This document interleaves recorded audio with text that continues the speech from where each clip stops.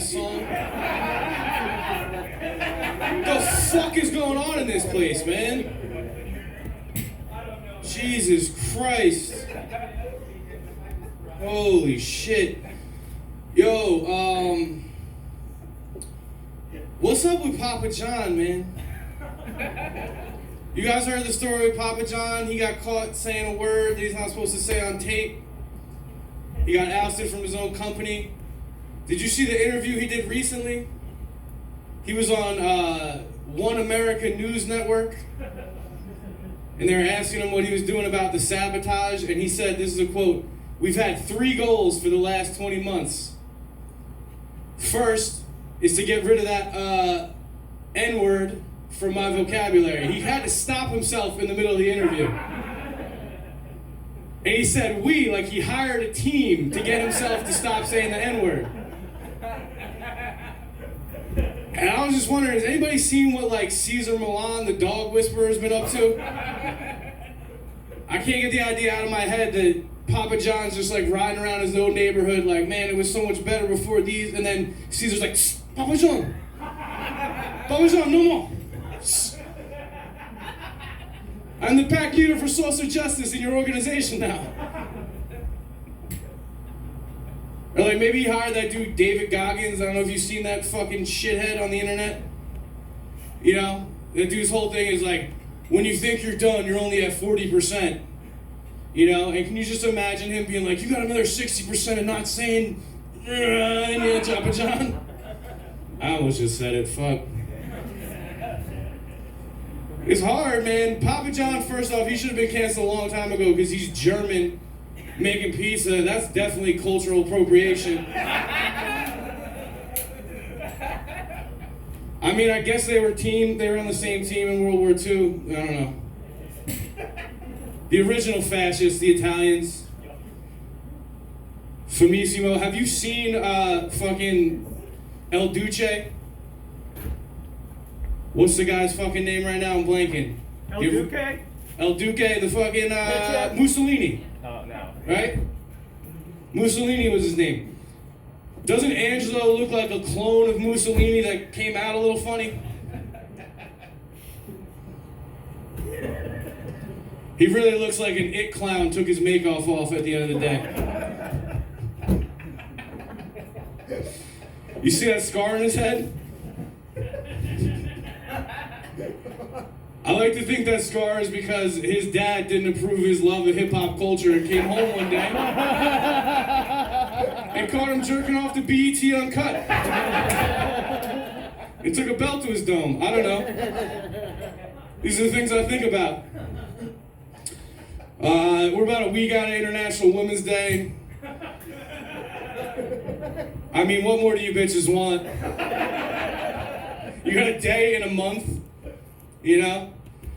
And something that was popular then was like the notorious RBG, Ruth Bader Ginsburg. Remember the notorious RBG? That was something that was popping for a while. I thought it was a little, weird to compare the notorious RBG to Biggie Smalls. Because if there's one thing that Biggie Smalls was known for, it was his progressive views on women. I like to think about RBG going in to fight some law that Trump put in the ocean, and he's just like, she's bumping Biggie like, she only remembers 2 hits. Her hitting the floor, me hitting the clits, sucking on the tits. 94 years old, about to go over in a strong wind. The liberal hero that could have quit when Obama could have put somebody else in, but she had to resist. They brought up the time, there was that cafe in Sydney that was charging a man tax because women make less on average than men. So there was a cafe in Sydney that was charging men an extra 18 cents because they're a little bit better in Australia. Women only make 82 cents on the dollar for a man, So they charge an extra 18 cents for the men. And the funny thing is that if you think about it, actually, you know what? You guys are too fucking stupid to get the math in this joke, so I'm gonna bail out halfway through.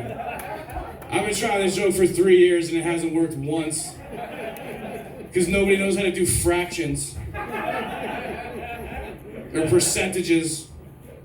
Basically, the point of that joke is that those women should have spent that money they were trying to save for other women to maybe take a course on statistics at the community college. You know? Figured out their averages weren't doing right. You remember when there used to only be like 3 subcultures in America? There was like jocks, stoners, and dorks. Right? Now dorks have split into like 65 different subcultures that basically say, I don't get pussy. There's a label for everything. Stoners have gotten weird too. There's like the weird, I'm inspirational and I smoke weed every morning kind of people that are out there, you know? The next kid that I went to high school with that gets a realtor's license and changes his Instagram bio to say entrepreneur is going to get a free closing on a left hook.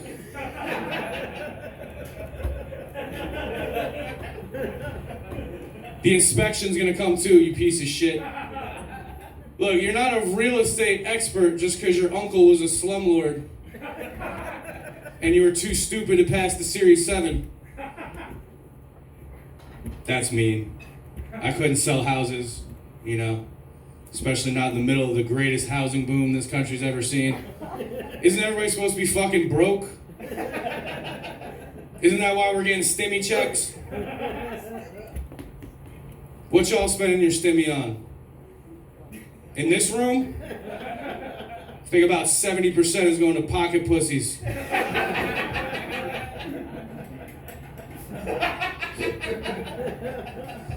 All these small businesses that have closed, they should just open up Pocky Pussiville or whatever.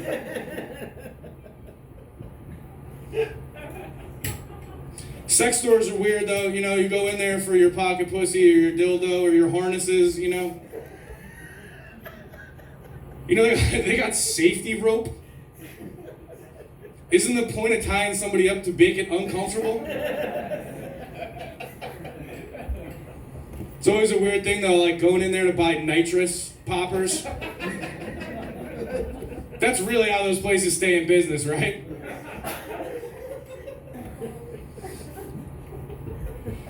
You know, it's pretty gross too. There's some parts of the countries where they still have booze where you can drop a Sacagawea in there and rub one out. Custodian at a sex shop that has live booze has got to be the worst job in America. Maybe not. You got to be a certain type of person to be into that.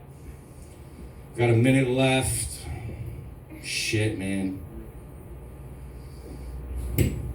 What would you do for a Klondike bar?